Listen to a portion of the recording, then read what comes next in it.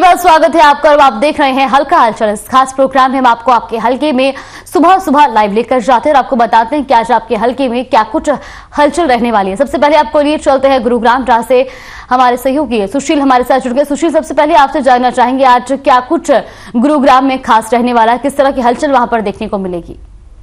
देखिए जागृति, सबसे ज्यादा प्रदूषण को लेकर और प्रदूषण पर नियंत्रण की बात की जा रही है और जो प्रतिबंध लागू की गई है, खास तौर पर जेनसेट्स जितने चलते हैं गुरुग्राम और मानेसर में, उन पर प्रतिबंध की बात की गई है और उसको लेकर आंकड़े इकट्ठे किए जा रहे हैं और प्रशासन उस पर कार्रवाई कर रहा है। दूसरी तरफ जो माहिया ग्रुप है उसमें जो निवेशक है उनकी समस्या है, उसको लेकर उनके प्रदर्शन लगातार जारी है, वो अपने मांगों को लेकर प्रदर्शन कर रहे हैं।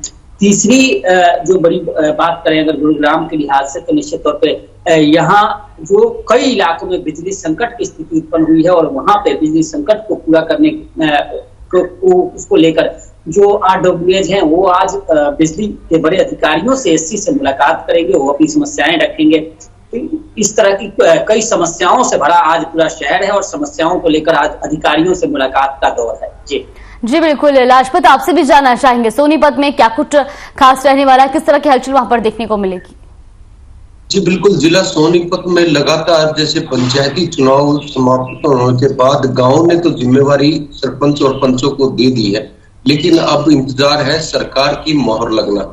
अब जब सरकार की मोहर लगेगी तो विकास की गति जो वो गांव की तेज होगी और लगातार गांव का विकास होगा। जैसे कि आपको पता है कि आज डेंगू का प्रकोप लगातार दिखाई दे रहा है, मलेरिया लगातार दिखाई दे रहा है, लोगों की तबीयत लगातार बिगड़ती हुई नजर आ रही है, जिसका कहीं ना कहीं लोगों की काफी खुद की लापरवाही है। लोगों को खुद भी जागरूक होना होगा, क्योंकि गंदगी के जो ढेर लगे हुए हैं जिसमें काफी मच्छर पनपते हैं और जिससे काटने से लोगों की तबीयत बिगड़ती है।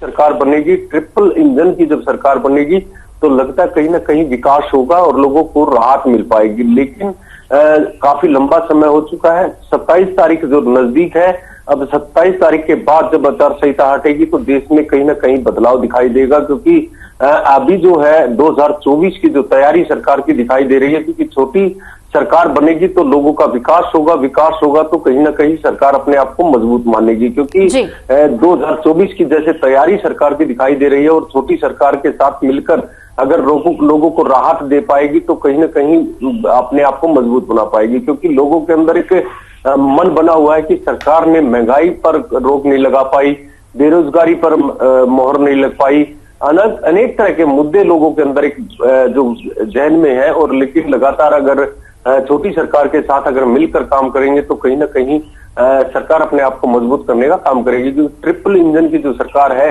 वो, क्योंकि डबल जो साझा सरकार है फिर जो छोटी सरकार है, ट्रिपल इंजन इसलिए कहा जाएगा कि तीनों अगर मिलकर काम करेंगे तो लोगों को राहत मिल पाएगी। जी बिल्कुल। सुशील, आपसे भी जानना चाहेंगे सियासी गलियारों में किस तरह की हलचल देखने को मिल रही है? निश्चित तौर पर देखिए 27 तारीख को मतगणना है यहाँ पे और मतगणना को लेकर जो तैयारियां हैं वो पूरी हैं और उसके बाद से जो रिजल्ट आएंगे, खास तौर पर जिला परिषद में जितने 10 वार्ड थे गुरुग्राम में और इसमें 9 नंबर वार्ड से में सबसे ज्यादा सरकार में ताकत होगी थी चुनाव की बात की, तो निश्चित तौर पर उसके बाद अब 27 को जीत के बाद ही पता चलेगा कि बीजेपी कितनी सीटों पे जीती है। दूसरी तरफ जो मुख्यमंत्री का दौरा यहाँ हुआ था आयुष्मान को लेकर, यहाँ सोमवार को मुख्यमंत्री थे और यहाँ कार्ड भी वितरित किए और गुरुग्राम में 3 कार्यक्रम हुए थे आयुष्मान भारत को लेकर, कार्ड वितरण को लेकर, उसको लेकर भी क्योंकि इसमें अब जिला प्रशासन की जिम्मेदारी है कि लोगों को चिन्हित कैसे किया जाए, क्योंकि जो रेखा जो लिमिट्स थी 1,20,000 BPL की, वो अब 1,80,000 करने के बाद तमाम लोग उसमें शामिल हुए हैं, उनको चिन्हित करना, उनको चयनित करना, यह भी एक बड़ा सवाल है और उसमें भी अधिकारी लगे हुए हैं। जी बिल्कुल। लाजपत, आपसे भी जानना चाहेंगे, जिस तरीके से सोनीपत एक तरफ इंडस्ट्रियल एरिया है और दूसरी तरफ वो दिल्ली NCR के इलाकों से भी सटा हुआ है, ऐसे में वहां पर पॉल्यूशन की क्या कुछ स्थिति बनी हुई है, किस तरह से वहां पर पॉल्यूशन पर नियंत्रण करने के लिए कदम उठाए जा रहे हैं? जी बिल्कुल। देखिए, जिला सोनीपत यूपी और दिल्ली NCR के नजदीक है और सबसे बड़ी जो बात करें तो हरियाणा का सबसे पहला जो स्टेशन पड़ता है, जैसे कुंडली है, कुंडली जो है नगर पालिका है, लेकिन नगर पालिका अपना धर्म नहीं निभा पा रही, क्योंकि लगातार जैसे फैक्ट्री एरिया है तो पोल्यूशन की जो लगातार दिखाई देता है, पोल्यूशन भी है, जमीनी पानी भी खराब हो रहा है। तो कहीं ना कहीं विभाग जो अपनी जिम्मेवारियों से बचता हुआ नजर आ रहा है। जैसे कि आपको बता दें, सोनीपत की बात करें, सोनीपत शहर भी जो काफी बड़ा फैक्ट्री एरिया है, जैसे राई है, बहालगढ़ है, अनेक जगह फैक्ट्री है, लेकिन फैक्ट्रियों का जो पोल्यूशन वाला पानी है वो टैंकरों में भरकर ट्रैक्टर से ही इस्तेमाल किया जा रहा है, जहां खाली खेतों में पानी छोड़ा जा रहा है जो कि जहरीला पानी है, जो कि फसल पर भी कहीं ना कहीं असर डाल रहा है। तो काफी समस्याएं सोनीपत के सामने है, लेकिन रोजी रोटी के लिए जो अलग अलग राज्य के जो लोग हैं, मजदूर और मजबूर हैं, उनको भी राहत नहीं मिल पा रही। अवैध कॉलोनियों का लगातार भरमार दिखाई दे रही है। अवैध कॉलोनियों पर कोई प्रशासन काम नहीं कर पा रहा, क्योंकि अवैध कॉलोनियों का जो पानी है या पोल्यूशन है, जो गंदगी है, वो भी ऐसी रोडों पे खाली प्लॉटों में दिखाई देती है, जिससे काफी बड़ी बीमारी फैल रही है। अभी कोरोना देश से गया नहीं है, लेकिन लोगों के अंदर अभी डर खत्म हो चुका है, लेकिन डेंगू और मलेरिया के मच्छर लगातार काट रहे हैं। तो हमारी एक अपील जरूर है, अपनी सेहत का ध्यान रखना है तो अपने गांव को, अपने क्षेत्र को स्वस्थ बनाए, ताकि स्वस्थ रहेगा तो जो गांव है या क्षेत्र जो जगह है, तो आप खुद स्वस्थ रहेंगे। खुद लोगों को अपने आप को सुरक्षित रखना है तो अपने आप को खुद जागरूक करना होगा, क्योंकि शासन और प्रशासन जो जिम्मेवारी से बचता हुआ नजर आता है। जी बिल्कुल सुशील, जिस तरीके से लाजपत ने बताया कि सोनीपत में जो है डेंगू के मामले देखने को मिल रहे हैं, डेंगू के मामले लगातार सामने आ रहे हैं, ऐसे में गुरुग्राम में क्या कुछ स्थिति बनी हुई और ऐसे में जो स्वास्थ्य विभाग है वो किस तरह से अलर्ट नजर आ रहा है? निश्चित तौर पर देखिए, 2013-14 में सबसे ज्यादा केसेस डेंगू के आए थे, और उसके बाद 2022 में देखने को मिल रहा है कि डेंगू किस तरह से बढ़ा हुआ है और डेंगू के केसेस बढ़ रहे हैं, लोग परेशान है। अगर पूरे ओवरऑल बात करें हम जिले की या फिर हम पूरे प्रदेश की बात करें, तो तीसरे पोजीशन में गुरुग्राम का नाम है। 1 नंबर में पंचकुला है, हिसार है, पंचकुला है, यमुनानगर है, हिसार है, गुरुग्राम है। इन कुछ ऐसे जिले हैं जहां सबसे ज्यादा केसेस बढ़े हुए हैं, और डिस्ट्रिक्ट एडमिनिस्ट्रेशन का यह मानना भी है कि बरसात लेट हुई और लेट की वजह से जो अभी भी लापरवाह जो लोग हैं, लापरवाही बरत रहे हैं, इस वजह से डेंगू के केसेस बढ़ रहे हैं। हालांकि जिला प्रशासन पूरी मुस्तैदी के साथ काम कर रहा है और तमाम जो टीमें हैं वो लगी हुई हैं। अलग वार्ड बनाया गया है गुरुग्राम सिविल हॉस्पिटल में। जो लोग भी इसके सिम्टम वाले आ रहे हैं उनकी जांच पड़ताल की जा रही है, उनकी जांच की जा रही है, और कहीं ना कहीं डेंगू के मामले, डेंगू पॉजिटिव होने के बाद, डेंगू के कंफर्म होने के बाद उनका तो परिजाज किया जा रहा है।